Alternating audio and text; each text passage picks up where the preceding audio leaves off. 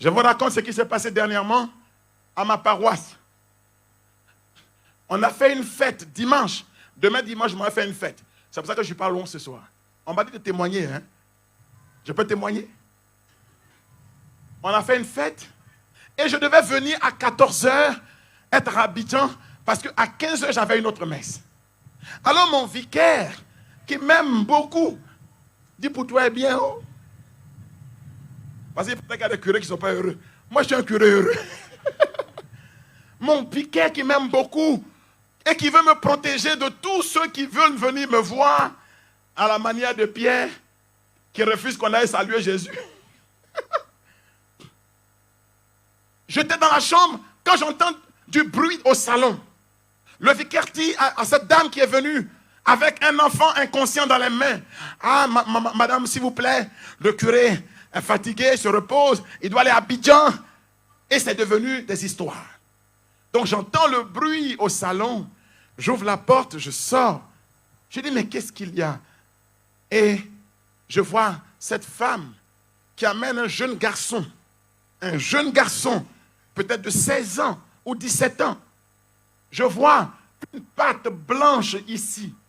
Il avait bavé et tout était asséché, les yeux fermés. Elle dit, mon enfant. Alors, je lui demande d'entrer à la chapelle avec l'enfant. Le salon, la chapelle. Quand vous viendrez me visiter. Le salon, la chapelle. On fait entrer l'enfant. Parce que je ne voulais pas un scandale. Je voulais la contenter. Je ne savais pas ce que l'enfant avait. Donc je prends l'enfant par la main. Je dis, bon, ça suffit maintenant. Hein, lève-toi. Et puis, hein, Seigneur Jésus, bénis cet enfant. Hein, lève-toi et rentre. Et l'enfant se lève. Sa maman prend l'enfant. Et puis il rentre chez eux. Et moi, je viens à Abidjan. Et puis le lundi soir, quand j'arrive, c'était un phénomène dans ma paroisse. Cette femme était venue d'une des chapelles de ma paroisse. Elle était venue d'un village avec son enfant sur une moto-taxi qu'elle avait louée. Tous les gens du village qui avaient été témoins de son départ avec l'enfant, tout le monde était à ma paroisse. Dès que je descends de la voiture, il a fait des miracles. Le Père a fait un... Quel miracle! Quel miracle! On dit, mais l'enfant, ah, il va bien? Mon père, l'enfant était mort. Je dis comment? L'enfant était mort. Je dis, quel enfant qui était mort? Mais l'enfant qu'on vous a amené là, c'est parce qu'il était mort qu'on vous l'a amené. J'étais dépassé. J'étais dépassé. Si j'avais su, moi, que cet enfant était mort, jamais je n'aurais fait ce que j'ai fait. J'aurais dit, allons à la morgue.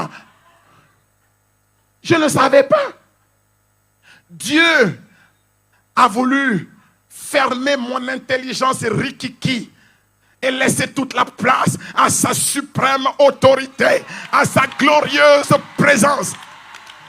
Et les gens qui avaient suivi, on avait pensé que la femme était devenue folle, qu'elle n'avait pas supporté la mort de l'enfant. Mais elle a dit, c'est mon fils unique, c'est mon seul garçon, il ne peut pas mourir. Je m'avais trouvé le curé, il va demander à Dieu pourquoi mon enfant meurt. C'était l'histoire. Donc on m'a déposé un enfant mort et moi j'ai dit, jeune homme, lève-toi, ça va, hein, Dieu te bénit, rentre. Et il s'est levé, il est rentré.